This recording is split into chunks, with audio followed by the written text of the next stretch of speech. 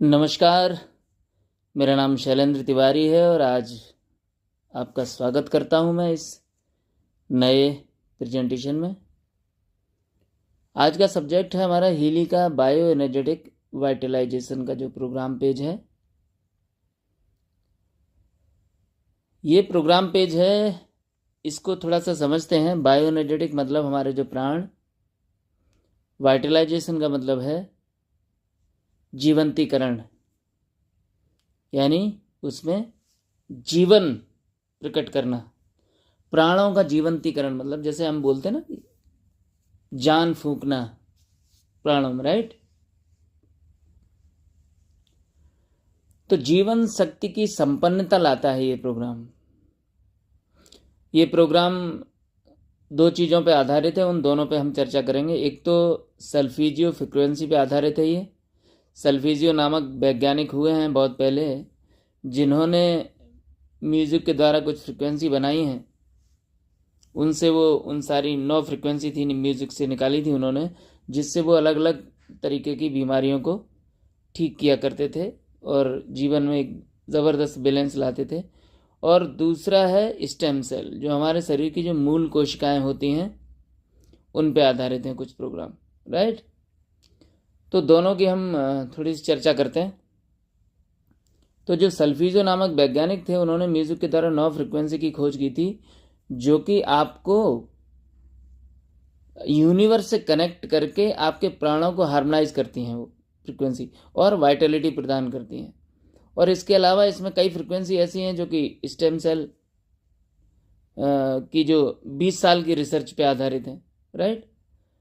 जो कि स्टेम आपके शरीर में stem cell regeneration, cellular regeneration, DNA repairing में काम आती हैं, और ये शरीर के सभी क्षेत्रों में एजिंग को प्रिवेंट करती हैं, राइट। तो दोनों को समझते हैं अलग अलग। म्यूजिक मतलब संगीत। अब संगीत के बारे में हमारे भारतवर्ष में एक बहुत ही बड़ी इंडस्ट्री है। हम लोग आए दिन वाद्य यंत्र सुनते हैं, म्यूजिक सुनते हैं, अलग अलग तरीके से गाना सुनते हैं हम। और म्यूजिक से नो डाउट हमारा मूड तुरंत चेंज होता है। बहुत सारे केमिकल रिएक्शन म्यूजिक सुनने के बाद बॉडी में पैदा होने लगते हैं। और म्यूजिक कहते हैं कि जो म्यूजिक है, जो संगीत है, वो आत्मा का भोजन है, राइट। और अगर किसी म्यूजिक को, किसी सही राग को अगर सही समय पे सुना जाए तो आप तमाम प्रकार के इम्बैलेंस अपने बॉडी में ठीक कर सकते हो और अपने प्राणों को हार्मोनाइज कर सकते हो। ये मुझे ज़्यादा समझाने की आवश्यकता नहीं है, ये सारी चीज़ें आप खुद ही महसूस करते हो। और शोध से ये पता चला है कि संगीत से आप जीवन की गुणवत्ता सुधार सकते हो। आप गा सकते हो, आप कोई वाद्य यंत्र बजा सकते हो, आप संगीत सुन सकते हो, या किसी गीत के अर्थ पे चर्चा कर सकते हो। उससे भी आपको पूरा वही बेनिफिट मिलता है, राइट। जब संगीत बजाया जाता है तो ब्लड आसानी से फ्लो करता है बॉडी में, हृदय की जो गति है वो स्लो हो जाती है, ब्लड प्रेशर कम हो जाता है, कार्टिसोल जो स्ट्रेस हार्मोन है उसके स्तर को म्यूजिक कम करता है, ब्लड में सेरोटोनिन और एंडोर्फिन के स्तर को बढ़ा देता है, तो मूड को बहुत अच्छा बना देता है म्यूजिक। इसी तरीके से संगीत मस्तिष्क में डोपामाइन हार्मोन के उत्पादन को भी बढ़ाता है, जो कि आपको आनंद की परम स्थिति में ले जाने में सहायक है। तो संगीत का जो है सीधा का सीधा असर आपके हार्मोन्स पे पड़ता है। नींद बहुत अच्छी आने लगती है, डिप्रेशन कम होने लगता है। कम खाने में संगीत बहुत मदद करता है। आजकल लोग नहीं बहुत ज़्यादा खाते जाते हैं, तो जिसकी वजह से फैट ज़्यादा बढ़ता जा रहा है। तो जो लोग बहुत ज़्यादा खाना खा रहे हैं, वजन उसकी वजह से बढ़ता जा रहा है, तो उनको संगीत का सहारा लेना चाहिए, उनको ज़्यादा मधुर संगीत सुनना चाहिए, राइट। और लर्निंग और मेमोरी भी बढ़ाता है, आईक्यू अच्छा करेगा और एकेडमिक परफॉर्मेंस को अच्छा करता है संगीत। इसको समझने के लिए हम समझते हैं द्वापर में जो श्री कृष्ण भगवान जब बंसी बजाया करते थे, और ऐसा लिखा है किताबों में कि जब वो बंसी बजाते थे तो वहाँ की सारी गोपिकाएं, सारे ग्वाल बाल मंत्रमुग्ध हो जाते थे। और न सिर्फ ये मानव प्रजाति बल्कि वहाँ के जो जीव जंतु थे, जैसे गाय थी, भैंस थे, या और भी जो जीव जंतु थे, छोटे मोटे पशु पक्षी, सब के सब मंत्रमुग्ध हो जाते थे, सारे जानवर। तो ऐसी होती है म्यूजिक की फ्रिक्वेंसी, राइट। तो म्यूजिक पे हर आदमी एक अलग ही स्टेट में पहुंच जाता है, और जब उस स्टेट में पहुंचते हो तो बॉडी अपने आप हील इटसेल्फ, एक हीलिंग के प्रोसेस को एक्टिवेट कर देता है, क्योंकि आप एक अल्फा स्टेट में पहुंचना शुरू कर देते हो जब आप कोई भी संगीत सुनते हो, गाते हो, या संगीत के गीत पे चर्चा करते हो तब। तो हमारे इस प्रोग्राम में जो फ्रिक्वेंसी के जो सेट हैं वो ऐसे ही हैं जो आपको इन स्थितियों में लेके जाएंगे। और दूसरी चीज़ है जो मैंने आपको बताया, स्टेम सेल। स्टेम सेल क्या है? स्टेम सेल जो मूल कोशिकाएं इनको बोलते हैं हम, ये ऐसी कोशिकाएं होती हैं जो ज़रूरत पड़ने पे हमारे शरीर में ब्लड सेल, नर्वस सेल, मांसपेशियों की कोशिकाएं, हार्ट की कोशिकाएं, स्किन की कोशिकाएं, और इसके साथ साथ 200 प्रकार के और अलग सेल बनाने की क्षमता होती है इन मूल कोशिकाओं में। और उनको बनाने की मतलब खुद इन कोशिकाओं की क्षमता होती है जो मूल, जिनको स्टेम सेल बोलते हैं। तो ऐसी स्टेम सेल को एक्टिवेट करने की कुछ फ्रिक्वेंसी हैं इस पेज में, राइट। तो कुछ स्टेम सेल को शरीर के किसी भी प्रकार की सेल बनाने के लिए ट्रिगर किया जा सकता है। मतलब कि किसी भी स्टेम सेल को किसी भी अन्य प्रकार की कोशिकाओं में बदला जा सकता है, उनसे बनवाई जा सकती हैं वो कोशिकाएं। इसके अलावा इनको किसी भी कोशिका की मरम्मत के लिए इस्तेमाल किया जा सकता है। और ये आपके घर या मकान की नींव जैसे होती है ना, हमारे घरों में जब हम नींव डालते हैं, वैसे ही स्टेम सेल आपके शरीर की नींव है। जब आप भ्रूण थे, जब 3 से 5 दिन का होता है ना, जब हम गर्भ में होते हैं, 3 से 5 दिन के जब हम होते हैं, तब इन मूल कोशिकाओं का, इन स्टेम सेल का निर्माण होता है, राइट। तो लगभग 150 टाइप की जो स्टेम सेल होती हैं हमारे बॉडी में, जो आगे चलकर पूरे शरीर का निर्माण करती हैं अलग अलग। हमारे बोन मैरो में भी होती हैं, और बहुत सारी जगह अलग अलग बॉडी के अलग अलग हिस्सों में होती हैं स्टेम सेल। आप ये समझिए, हमारे बोन मैरो में लगभग हर 30,000 कोशिकाओं में से एक स्टेम सेल होती है। इसके अलावा शरीर में और भी कई हिस्सों में अलग अलग तरीके से ये स्टेम सेल फैले हुए हैं। बस इनको अगर हम एक्टिवेट कर सकें, इन स्टेम सेल को, इनके परफॉर्मेंस को बढ़ा सकें, तो हमारे बॉडी में किसी भी प्रकार के रीजनरेशन को हम कर सकते, पुनर्जनन कर सकते हैं। किसी भी अंग में कितनी भी समस्या क्रिएट हो गई हो, अगर हम स्टेम सेल को एक्टिवेट कर दें तो स्टेम सेल दोबारा से उस अंग को जीवित कर सकते हैं, उस एरिया को जीवित कर सकते हैं। ये स्टेम सेल में पावर होती है। और मैं आपको इसके बारे में और एक बात बता दूं, स्टेम सेल पे आजकल चूंकि विज्ञान बहुत आगे बढ़ चुकी है, तो स्टेम सेल भी सुरक्षित प्रिजर्व किए जाने लगे हैं। स्टेम सेल आप ऐसे समझिए, जैसे बच्चा पैदा होता है ना, तो वो जो नाड़ा बोलते हैं, जो माँ से जो खाना पीना पूरा बच्चे के पेट में जाता है ना, नाभि से जो नली होती है, जो उस नली के माध्यम से बच्चे के अंदर जाता है, तो वो जो स्टेम की जो नली होती है उसको कट किया जाता है पैदा होने के बाद। तो पहले क्या होता था कि पहले चूंकि हम लोग उतना समझते नहीं थे चीज़ों को, तो उसको कहीं भी काट के जो निकलता था उस चीज़ को कहीं गाड़ देते थे या फेंक देते थे, जानवर लोग खा जाते थे। आजकल क्या है, वही स्टेम सेल को, उसी नाड़े को प्रिजर्व करके रखा जाता है, उन सारी कोशिकाओं को, बच्चे को, ताकि भविष्य में कोई ऐसी समस्या उसको पैदा हो तो फिर से वही स्टेम सेल उसके बॉडी में डाल के एक्टिवेट करके उस बीमारी को दूर किया जा सके, राइट। अब चूंकि ये विधा इतनी महंगी हो गई है, हमारे ये स्टोरेज जो स्टेम सेल के हैं बहुत कम है, लेबोरेटरी जहाँ ये स्टोर किया जा सकता है, इसलिए बहुत महंगा है। लाखों रुपए का मतलब इसमें खर्चा होता है। हमारे इंडिया में साउथ में कहीं एक लेबोरेटरी है जहाँ पे ये स्टोर किया जाता है, और स्विट्ज़रलैंड वगैरह 1-2 कंट्री और हैं जहाँ पे इसका स्टोरेज है। तो ये बड़ी बड़ी जो सेलिब्रिटी हैं, जिनके पास खूब सारे पैसे हैं, खूब सुंदर दिखना है, राइट, तो वो लोग जाके स्टेम सेल थेरेपी लेते हैं बाहर जाके बहुत सारे लाखों रुपए देके, राइट। तो आम आदमी के लिए ऐसा नहीं है। तो मार्कस का धन्यवाद कि मार्कस ने वो सारी जो 20 साल की रिसर्च है स्टेम सेल की, उस पर भी हमको फ्रिक्वेंसी प्रोग्राम बना के दे दिए हैं, ताकि हम भी अपने बॉडी में रीजनरेट करा सकें अपने अंगों को, अपनी कोशिकाओं को। दोबारा से जो मरम्मत टूट फूट हो गई है उसको कैसे पुनर्जनन की प्रक्रिया को चालू किया जाए। तो ऐसे ही इसमें प्रोग्राम है। पहला प्रोग्राम है रीजनरेशन 1, फिर रीजनरेशन 2, फिर रीजनरेशन 3।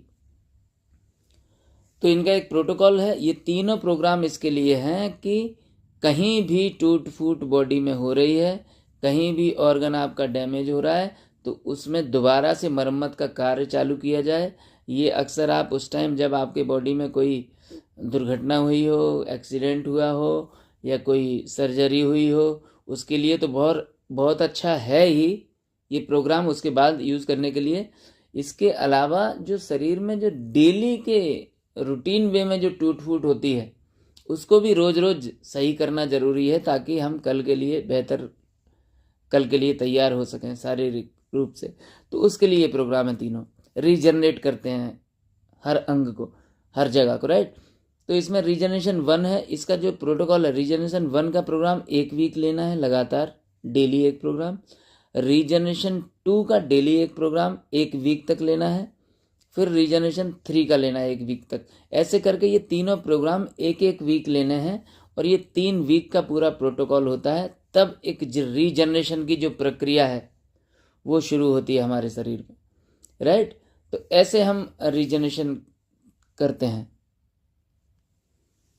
तो मतलब ये जो रीजनरेशन है, the process by which an organism repair और regenerate the missing part of the body. तो regeneration is the ability of the organism to generate lost और डैमेज्ड बॉडी पार्ट्स, राइट। मतलब कि एक ऐसी प्रक्रिया है जहां शरीर के पूरे आंशिक अंग, उसमें मौजूद विशेष स्टेम सेल की जो कोशिकाएं हैं उनके माध्यम से पुनः विकसित किए जा सकते हैं, राइट। तो ये 3 बुनियादी प्रकार हैं इसके, 3 तरीके से इसको किया जा सकता है। तो वो जो तीनों मैंने आपको बताया, रीजनरेशन 1, 2 एंड 3, उसकी पूरी एक प्रक्रिया है। इसलिए ये 3 वीक का प्रोटोकॉल है पूरा, रीजनरेशन 1, 2, 3, राइट। अगला प्रोग्राम है इसमें बोन हार्मनी का। अब ये थोड़ा स्पेशलाइज्ड किया है। अगर वो रीजनरेशन बोन्स में होना है, राइट, हड्डियों में होना है, तो उसके लिए ये प्रोग्राम है बोन हार्मनी का। अगर ये इस टाइप का रीजनरेशन आपको टिश्यू लेवल पे करना है तो टिश्यू हार्मनी का प्रोग्राम है। इसी तरीके से ये रीजनरेशन अगर स्टेबिलिटी के लिए करना है, कहीं दिमागी तौर पे है, मेंटल इमोशनल स्टेबिलिटी नहीं है आपके अंदर, या फिजिकल स्टेबिलिटी नहीं है, तो दोनों में ही ये काम आता है, ये स्टेबिलिटी लेके आता है, राइट। अगले प्रोग्राम है होलिस्टिक सपोर्ट। होलिस्टिक सपोर्ट का जो प्रोग्राम है वो काहे के लिए है? वो जब ऐसा हो कि हर तरफ से जीवन में समस्याएं दिख रही हों, तो होलिस्टिकली एकदम संपूर्णता के साथ, बहुत स्पेशल फ्रिक्वेंसी है जिसमें म्यूजिक की फ्रिक्वेंसी भी है, स्टेम सेल की फ्रिक्वेंसी भी है, मतलब एकदम से चारों तरफ से जो आपको फिजिकल भी, मेंटल भी, इमोशनल भी, हर तरीके से आपको बैलेंस करने की मदद करता है और बहुत ही अच्छा होलिस्टिकली सपोर्ट देता है। अगले प्रोग्राम है नर्व हार्मनी, जो पूरे आपके नर्वस सिस्टम पे काम करते हैं। उसके बाद पीनियल ग्लैंड का प्रोग्राम है। अब देखिए आप, पीनियल ग्लैंड क्या है? ये जो दोनों थर्ड आई जिसको बोलते हैं ना, इसके पीछे जो ग्लैंड होती है। अब इस ग्लैंड से जो हार्मोन्स रिलीज होता है, राइट। अब ऐसा हार्मोन्स है कि जब वो रिलीज होता है तो उस वक्त इस दुनिया के सारे जो सुख हैं वो आपके फीके पड़ने लगते हैं, सोचिए। इसीलिए जितने भी साधु हैं, संत हैं, ऋषि मुनि हैं, ये क्या है, आंखें बंद करके जब थर्ड आई पे ध्यान देते हैं ना, तो बहुत देर तक, घंटों घंटों, दिनों दिनों, महीनों महीनों डूबे रहते हैं ध्यान में। मतलब उस परम आनंद का स्वाद लेते रहते हैं। और इसका सबसे मज़ेदार जो टाइम है, इसके लिए लोग त्राटक साधना करते हैं। सोचिए, त्राटक साधना मतलब आँखों के बीच पे ध्यान को लेके जाते हैं ताकि ये ग्लैंड एक्टिवेट हो और इसमें से वो हार्मोन, इसके लिए यही मैं बात बता रहा था कि श्री कृष्ण जब बंसी बजाते थे तो लोगों की पीनियल ग्लैंड एक्टिवेट होती थी, तो उससे जो हार्मोन्स निकलता था तो उसके सामने फिर सारे सुख फीके पड़ जाते, तो लोग मंत्र मुग्ध हो जाते थे, वहीं पे झूमने लगते थे, कोई उसी आनंद में आनंदित, शराबोर हो जाते थे लोग उस आनंद में, राइट। तो वो है पीनियल ग्लैंड। तो इसके लिए सबसे अच्छा समय है कि आप सुबह ब्रह्म मुहूर्त में, मैक्सिमम 7 बजे से पहले ही एक्टिवेट होती है। अगर आप उस वक्त ध्यान करते हैं, थोड़ा अपना ध्यान पीनियल ग्लैंड की तरफ लेके जाएं, दोनों भ्रकुटियों के बीच में, तो ये एक्टिवेट होता है।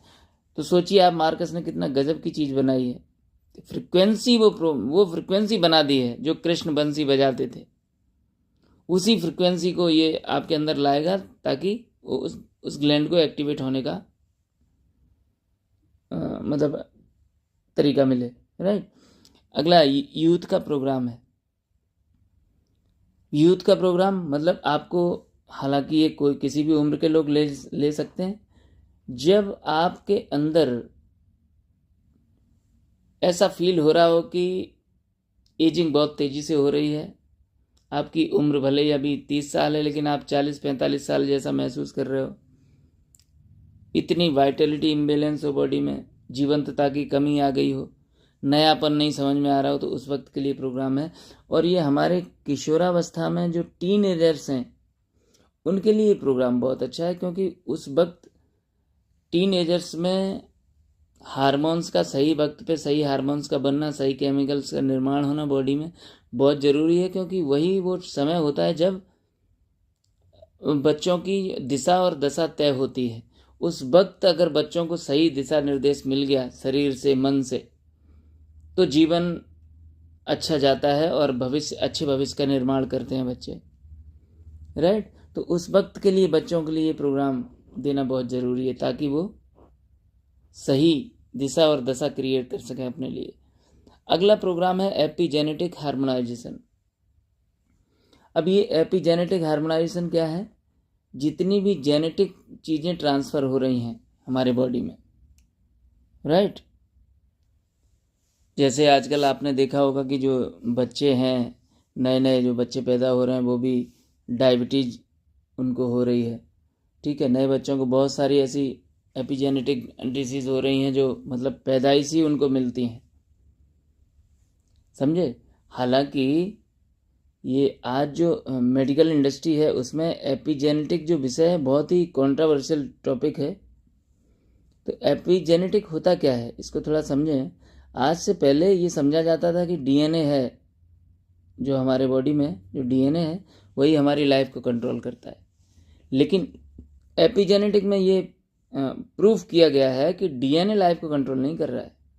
डीएनए सिर्फ एक आर्किटेक्ट है, एक ब्लूप्रिंट है कि कौन सा प्रोटीन सिंथेसिस डेवलप करना है या कौन सा प्रोटीन बनाना है, सिर्फ ये काम है डीएनए का। वो लाइफ को कंट्रोल नहीं कर रहा है। आपकी जो लाइफ कंट्रोल हो रही है वो सेल के बीच में जो न्यूक्लियस होता है और न्यूक्लियस में डीएनए होता है, तो उस सेल की मेम्ब्रेन को जो एनवायरमेंटल सिग्नल मिल रहे हैं, उन सिग्नल से कौन सा ब्लूप्रिंट निकल के आएगा और कौन सा प्रोटीन सिंथेसिस डेवलप होगा, ये कंट्रोल कर रहा है एनवायरमेंटल सिग्नल, राइट। हालांकि आने वाले समय में हो सकता है कि बहुत जल्दी साइंस ये इस चीज़ पे मतलब इसके कहीं निष्कर्ष पे पहुंचेगी, क्योंकि आज से पहले न्यूटन के फिजिक्स के हिसाब से हम समझते थे कि जो न्यूक्लियस है उसके अंदर डीएनए है, वही कंट्रोल करता है लाइफ को। बट अब एपिजेनेटिक आ गया है, इवोल्यूशन हो रहा है लगातार इस पे।